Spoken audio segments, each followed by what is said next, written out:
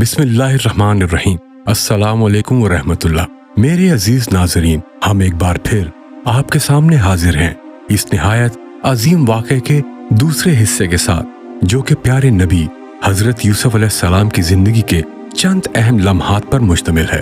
پہلے حصے میں آپ نے دیکھا کہ کیسے حضرت یوسف علیہ السلام کو اپنے بھائیوں نے کنویں میں ڈالا اور پھر بازار مصر سے ہوتے ہوئے عزیز مصر کے گھر تک پہنچے، اور اب ہم دیکھیں گے کہ کس طرح عزیز مصر کی بیوی آپ پر فریفتہ ہوئی اور اس سے کیسے بچے، اور آپ کی پاک دامنی، صبر و استقامت اور اللہ تعالیٰ کے ساتھ اپنے تعلق کو مزید کیسے مضبوط کرتے ہیں۔ تو آئیے شروع کرتے ہیں اس بابرکت سفر کا دوسرا حصہ۔ حضرت یوسف علیہ السلام کی بعثت۔ حضرت یوسف علیہ السلام عزیز مصر کے گھر میں پرورش پا رہے تھے اور اپنے والد محترم کی تعلیمات کے مطابق اللہ تعالیٰ کی عبادت کر رہے تھے۔ جب آپ علیہ السلام جوانی کی عمر کو پہنچے تو اللہ رب العزت نے آپ علیہ السلام کو علم و حکمت سے نوازا اور منصب نبوت پر فائز فرمایا۔ حضرت یوسف علیہ السلام کو ورگلانے کی ناکام کوشش۔ حضرت یوسف علیہ السلام جب جوانی کی عمر کو پہنچے تو آپ علیہ السلام حسن و جمال کا پیکر اور انتہائی خوبصورت تھے۔ عزیز مصر کی بیوی آپ علیہ السلام کے حسن پر فریفتہ ہو گئی اور آپ کو ورگلانے کی بہت کوشش کی۔ ایک دن موقع پا کر وہ آپ علیہ السلام کو بند کمرے میں لے گئی اور خوب بناؤ سنگار کر کے آپ علیہ السلام کو برائی کی دعوت دی، لیکن آپ نے اس کی دعوت کو رد کر دیا اور جواب میں کہا، میں تمہاری اس دعوت گناہ سے بچنے کے لیے اللہ تعالیٰ کی پناہ مانگتا ہوں، اس لیے کہ یہ گناہ جرم عظیم، امانت میں خیانت اور حسن کی ناشکری ہے۔ تمہارا شوہر میرا محسن ہے، اور کیسے مناسب ہوگا کہ میں اپنے محسن کی عزت سے کھیلوں؟ اپنے محسن کی خیانت کرنا تو ظلم ہے، اور میں ظلم کا ارتکاب نہیں کر سکتا۔ اس کے بعد آپ علیہ السلام اپنی پاک دامنی کے لیے کوشش کرتے ہوئے دروازے سے باہر نکلنے لگے تو عزیز مصر کی بیوی نے آپ علیہ السلام کا پیچھے سے کرتا پکڑا، جس سے وہ پھٹ گیا۔ دروازے کے پاس ہی دونوں نے عزیز مصر کو سامنے پایا۔ عزیز مصر کی بیوی کی چالاکی اور آپ علیہ السلام کی پاک دامنی۔ حضرت یوسف علیہ السلام جب اپنی عزت بچانے کے لیے بھاگتے ہوئے دروازے پر پہنچے تو عزیز مصر کو دروازے پر پایا۔ عزیز مصر کی بیوی نے اپنے شوہر کو دیکھتے ہی چالاکی کرتے ہوئے اسے آپ علیہ السلام کے خلاف بھڑکانے کی کوشش کی اور کہا کہ جو آدمی تمہاری بیوی کے ساتھ برائی کا ارادہ کرے تو اس کی سزا یہی ہے کہ اسے قید میں ڈال دیا جائے یا اسے کوئی اور دردناک سزا دی جائے۔ حضرت یوسف علیہ السلام نے بھی اپنے آپ کو بے گناہ ثابت کرنے کی کوشش کی۔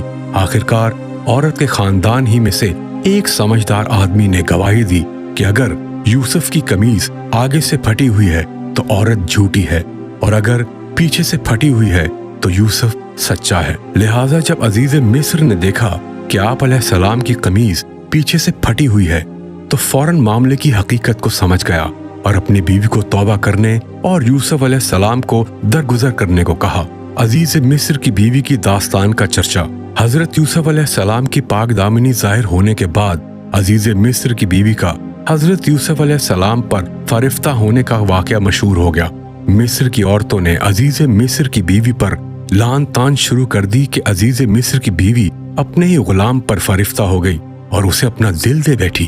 جب عزیز مصر کی بیوی کو پتہ چلا تو اس نے عورتوں کی ایک محفل منعقد کی اور مہمان نوازی کے طور پر دسترخوان پر پھل بھی رکھ دیے اور ہر ایک کے ہاتھ میں ایک ایک چھری بھی دے دی تاکہ اپنے سامنے رکھے ہوئے پھل کاٹ کر کھائیں۔ عین اس وقت جب عورتیں پھل کاٹ رہی تھیں، حضرت یوسف علیہ السلام کو ان کے سامنے بلایا۔ عورتیں آپ علیہ السلام کے حسن و جمال کو دیکھ کر ایسی متاثر ہوئیں کہ اپنے ہوش و حواس ہی کھو بیٹھیں۔ انہوں نے پھلوں کی بجائے اپنے ہی ہاتھ زخمی کر لیے اور حیرت و تعجب کا اظہار کرتے ہوئے پکار اٹھیں کہ ہمارے سامنے کوئی انسان نہیں بلکہ آسمان سے کوئی نہایت حسین و جمیل فرشتہ اتر آیا ہے۔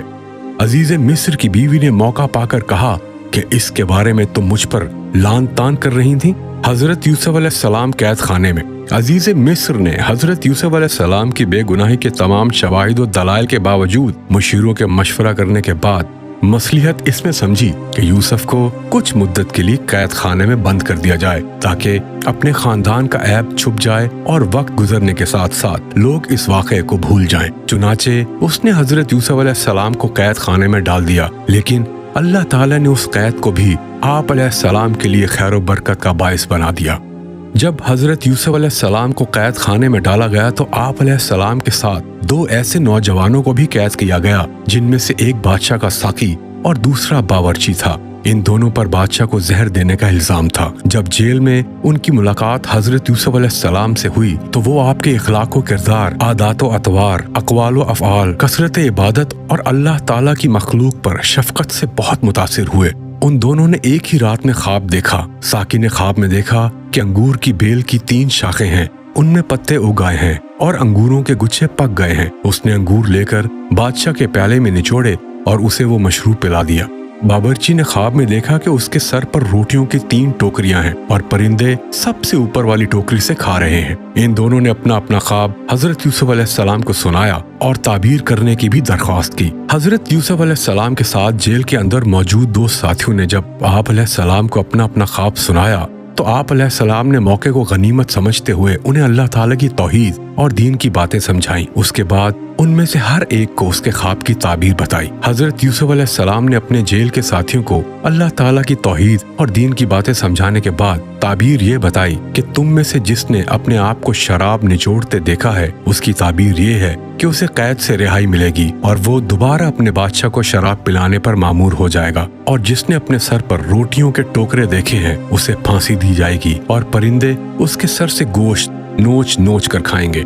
हजरत यूसुफ अलैहिस्सलाम ने ख्वाब की ताबीर बताने के बाद साकी से कहा कि तुम तो निजात पा जाओगे, इसलिए जब बादशाह के पास जाओ तो उनसे मेरा जिक्र भी करना कि एक बेगुनाह आदमी कैद में पड़ा हुआ है। रिहाई पाने वाले साकी को आप अलैहिस्सलाम का बादशाह के सामने जिक्र करना शैतान ने भुला दिया। इस तरह आप अलैहिस्सलाम कई साल तक मजीद कैद खाने में ही रहे। नाज़रीन मोहतरम, अभी हमारा ये सफर आज के लिए इख्तिताम को पहुंचा। हजरत यूसुफ अलैहिस्सलाम की जिंदगी के ये किस्से हमें बहुत से अहम सबक देते हैं। सब्र, इस्तकामत, पाक दामनी और अल्लाह ताला पर भरोसा। हमें उम्मीद है कि आपको ये किस्सा पसंद आया होगा और आपने इससे कुछ नया सीखा होगा। अगले हिस्से में हम हजरत यूसुफ अलैहिस्सलाम की जिंदगी के अगले मराहिल का तज़किरा करेंगे, जहां हम जारी रखेंगे ये अजीम दास्तान। तब तक के लिए अल्लाह हाफिज।